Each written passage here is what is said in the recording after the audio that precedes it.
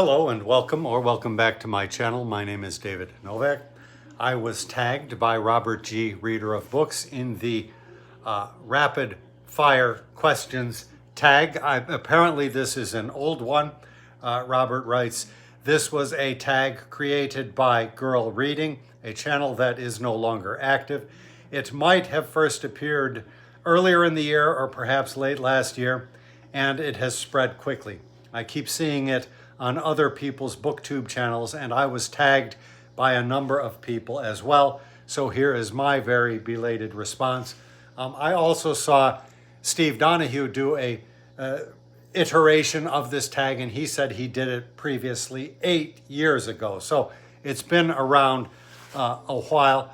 I would say, though, however, that I have done something like this. I know Greg at Another Bibliophile Reads has put together at least one, if not two, rapid fire sort of tags. And so some of these questions seem familiar to me, but I will just go through them as best as I can.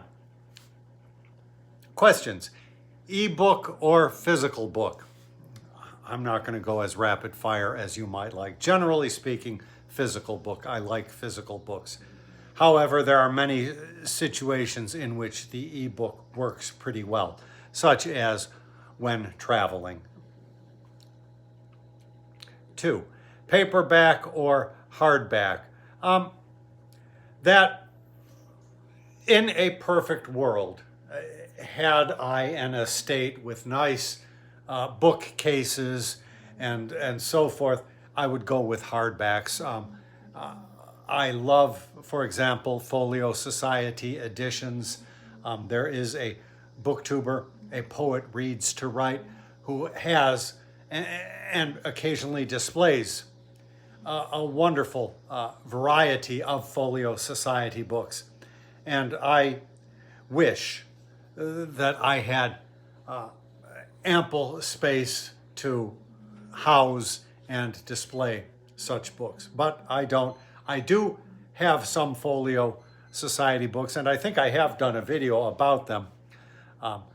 And I'm very pleased with them, but unfortunately they're all buried in places where they cannot be readily seen, with one example, which I will show you, with one exception, which I will show you in a few minutes. Number 3, online or in-store book shopping. Were I to find a really marvelous bookstore, I would love in-store book shopping.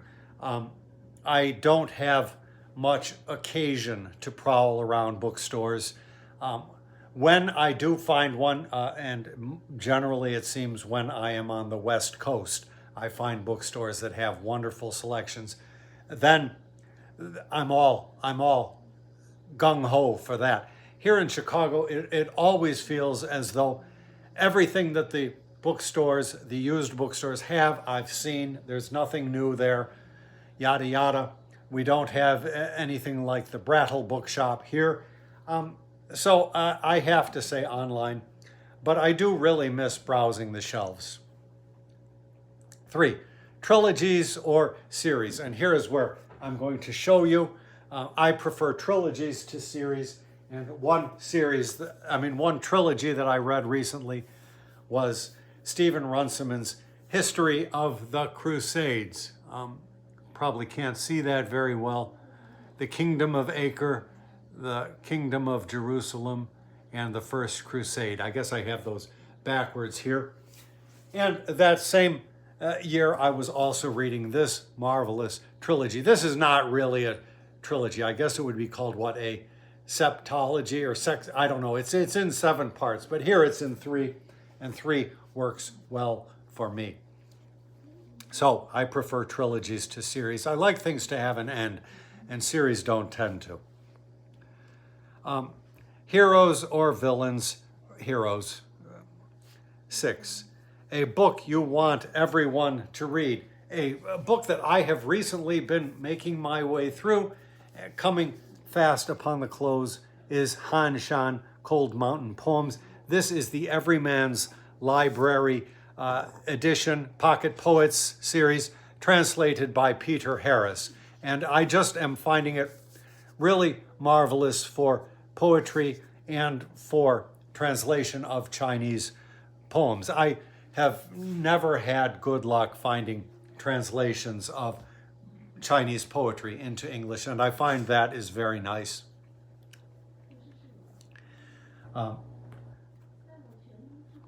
Number 7, recommend an underrated book. I thought about pulling it, but I wouldn't know where to find it. One that I recommend occasionally, a very slim book, The Afternoon of a Writer by Peter Hankey. Nothing much happens in it. It's just one guy musing about his day and being a writer, I think. It's been so long since I've read it, and that recommendation may be wrong. It's possible, were I to read it again, I might hate it. So don't trust me 100% on that. Number 8, the last book I finished, well, regular viewers of my channel will know, it is The Stonewall Reader. It says edited by the New York Public Library. The back cover is a little bit more specific, edited by a Mr. Bauman, I believe. And this was just a marvelous book. The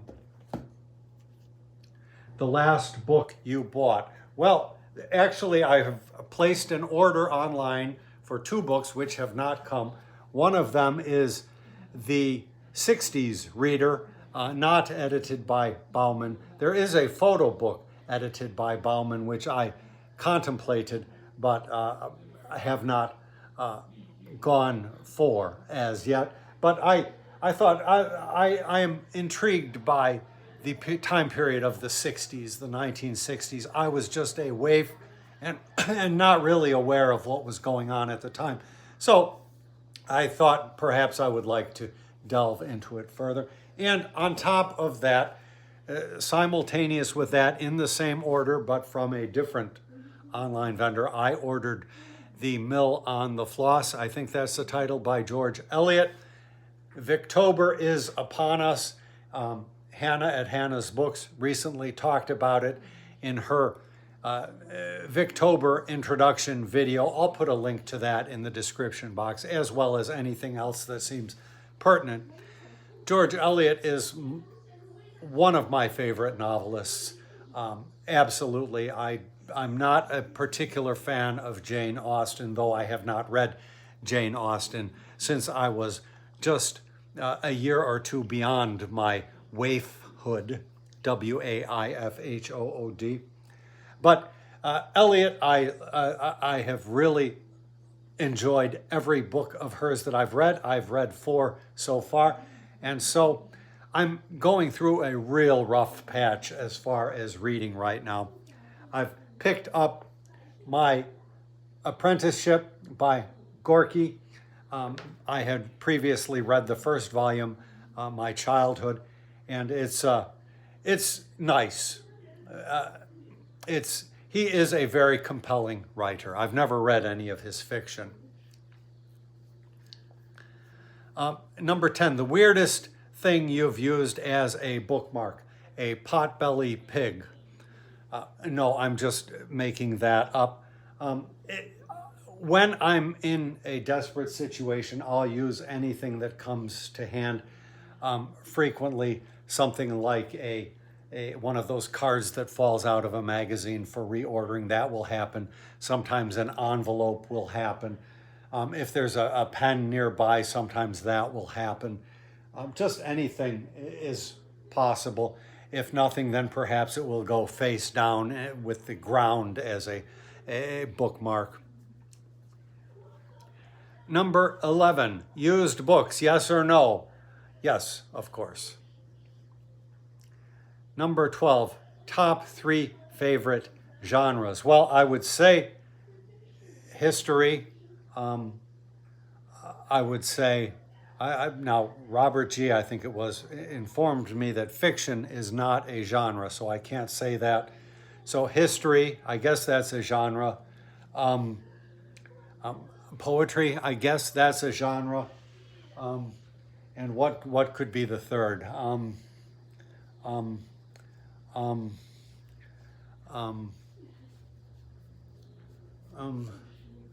I'm drawing a blank here. What have we got to go with here? History, I said.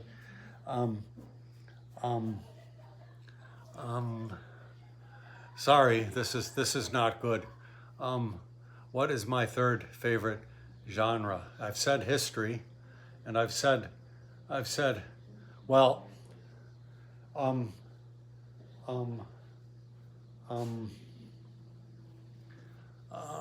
don't know. What else is a genre? Well, I'm just going to have to say fiction and leave it at that for now. My apologies to Robert.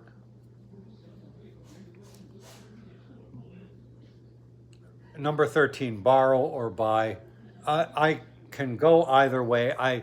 My preference is to buy, but we have issues here as far as space. And so more and more I'm getting used to the idea of borrowing. And in fact, I've used libraries throughout my life. Again, in a perfect world, I would have shelves and space to put things. But so I'm trying, and given the fact that I don't tend to reread, I'm not doing any writing that calls for research, so I don't really have any need to go back to any of these books. So the problem with library or borrowing is that in Chicago, we don't have a very good library. So anything you might want is going to be problematic. Now, there was a book that the library did not have, and it's very suited to Victober. It's about the slavery in Victorian novels, and I put it somewhere, and I don't know where it is. The library said it didn't have it, and then about a year later, it turned out they did. And I put it somewhere, and I don't know what happened to it. It's very distressing, so I keep renewing it. Thankfully, nobody wants it, but as soon as somebody wants it, then I'm in trouble. Now, it would be a good book for me to try to squeeze in for Victober, but I don't know where it is. It's very distressing, as I say. Character or plot? Very definitely plot. So one of the things that makes this book so readable is the plot. It's just one thing after another. One thing leads to another. She is thinking about the mooncake here.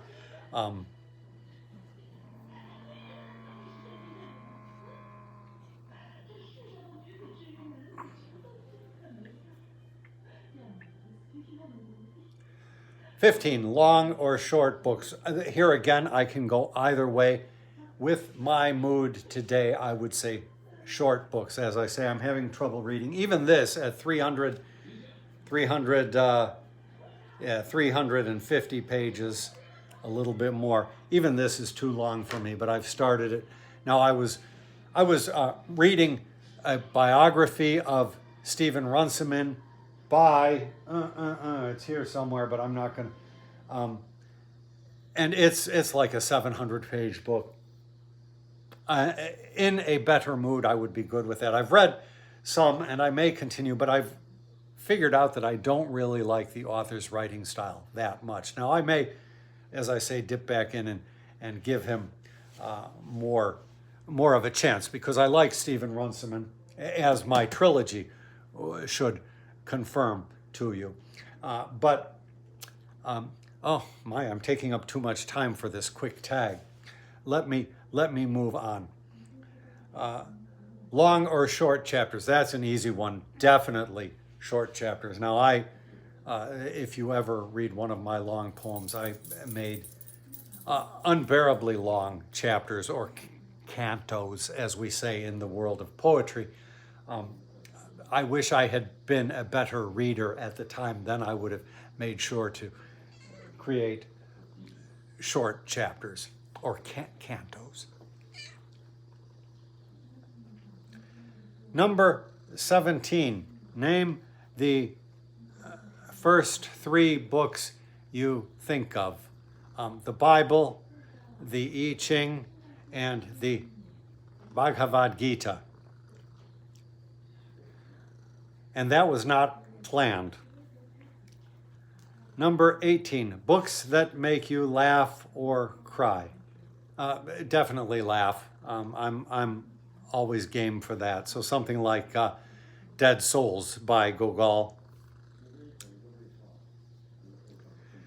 Number 19, Our World or Fictional Worlds. Well, I like Our World or a fictional world that approximates our world. I don't want an Our World that has too much magic realism in it. Although just this past year I read a couple of books, Exit West and The Traitor's Niche, both of which contained elements of magic realism, and I loved both of those books. So take anything I say here with a grain of salt. Audiobooks, yes or no? Yes. And again, it's given the circumstances. I know.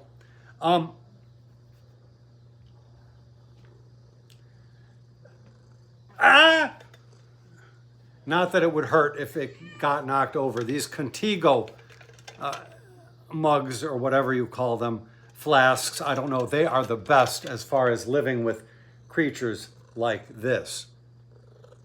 Now don't muck with everything, please. Where were we? Audiobooks, yes.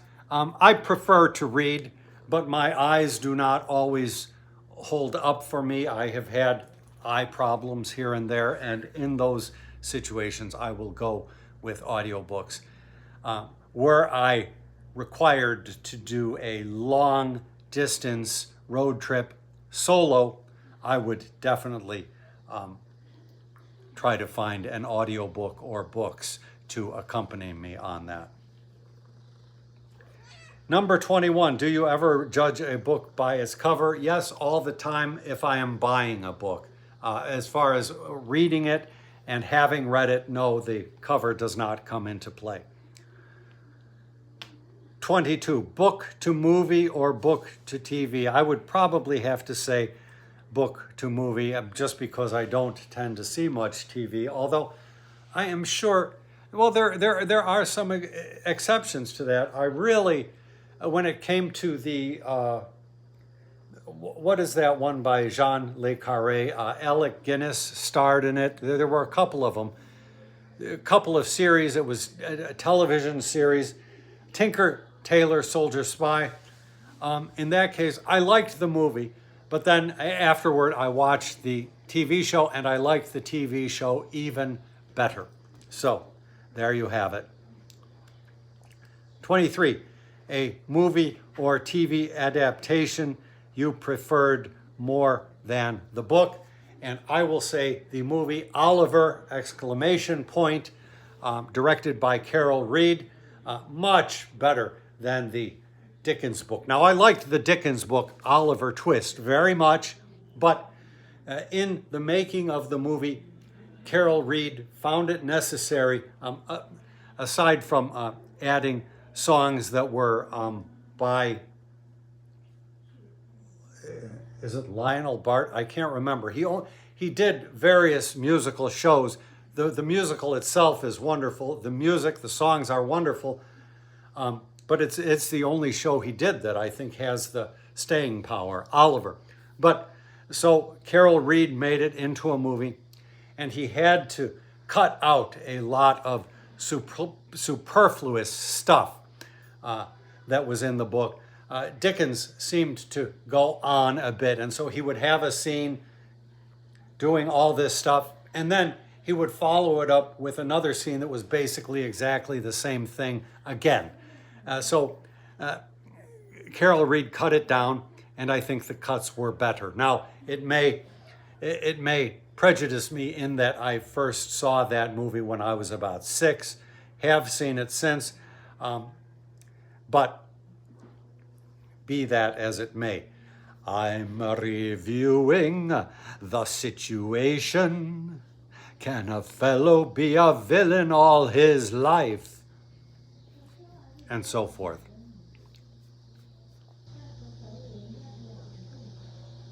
Number 24, series or standalones? Standalones, definitely. And then 25, tag people. I will tag some people in the description box. So that is my my entry for the rapid fire BookTube tag. Thank you, Robert G, for tagging me. I recommend you to go see his video. I will link it in the description box. And I have to say, I really appreciate when folks tag me.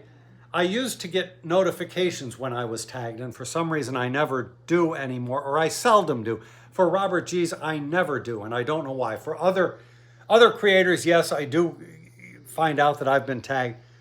Fortunately, in this case, I saw that I was tagged. So there you have it. Thank you very much for stopping by my channel, and remember to do what you can to stop fascism and abolish ICE.